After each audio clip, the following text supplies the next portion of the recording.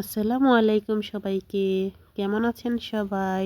আশা করি সবাই ভালো আছেন। আমিও আল্লাহর অশেষ রহমতে অনেক অনেক ভালো আছি।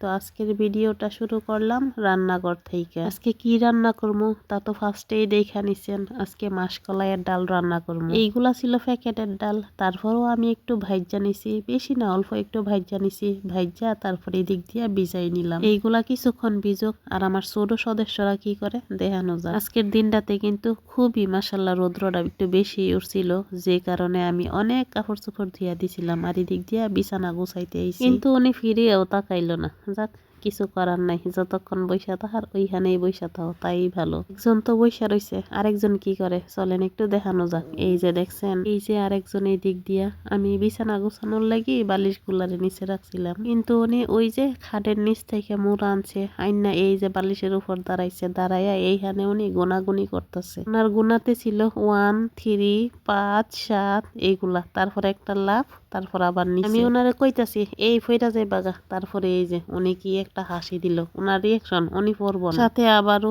ওই যে দৌড়াইয়া যাইতাছে। দেখছেন, কথা কইলে শুনে না।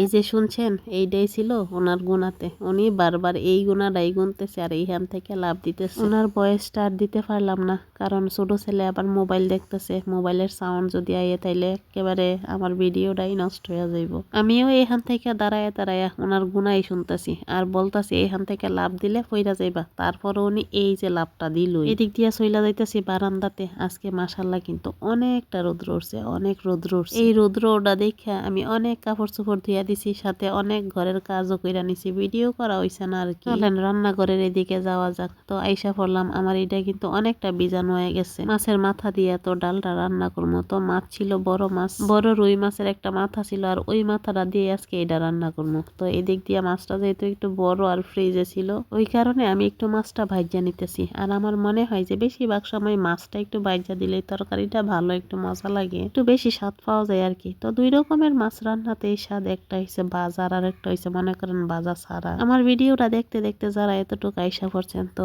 তাদেরকে বলতেছি দয়া করে একটা লাইক আর একটা কমেন্ট তো অবশ্যই করবেন। আর যদি আমার ভিডিওগুলা ভালো লাগে তাইলে অবশ্যই একটা সাবস্ক্রাইব করে যাবেন যদি আমার চ্যানেলে নতুন হয়ে থাকেন। যদি আপনি আমার পুরনো বন্ধু হয়ে থাকেন তাইলে তো আপনারা অনেক অনেক অনেক অনেক একেবারে বেশি ধন্যবাদ। আর কে কোন জায়গা থেকে আমার ভিডিওটা দেখতেছেন অবশ্যই কমেন্ট করে বলবেন। আমাদের আশেপাশের এলাকায় রইলে তাইলে তো আমি অবশ্যই চিনবো, আর দূর দূরান্ততে হইলে তাও অবশ্যই কমেন্ট করে বলবেন। তো এই দিক দিয়ে কিন্তু আমার মশলাটা অনেকটাই কষানো হয়ে গেছে। এবার আমি মাছটা দিয়ে দিব। এইটা আমি একটা কাজ করলাম কন্ত, আমি এরকম ভাবে কড়াইটারে আইনা তারপরে মাছটা ঢাইলা দিলাম। এটা কিন্তু কেউ মাইন্ড করবেন না। মাছগুলারেও দিয়া দিলাম একটু ঢাইকা নিমু, যাতে মাছগুলা একটু সুন্দরভাবে কষানো হয়ে যায় আর কি। আর আমি কিন্তু ঢাকনা উঠাইয়া বারবার একটু নাইড়া দিতেছি যাতে নিচ দিয়া না লাগে। আমার ফ্যামিলির সবাই কিন্তু মাসকলাইয়ের ডালটা অনেক পছন্দ করে, যা বলার বাহিরে। তার জন্য মনে করেন সপ্তাহে 1 দিন বা 2 দিন এই মাসকলাইয়ের ডাল অনবরত রান্নাই করা লাগে। যেই কারণে আমি প্রায় সময় মনে করেন ঘরে কেজির কেজি আইনা তারপর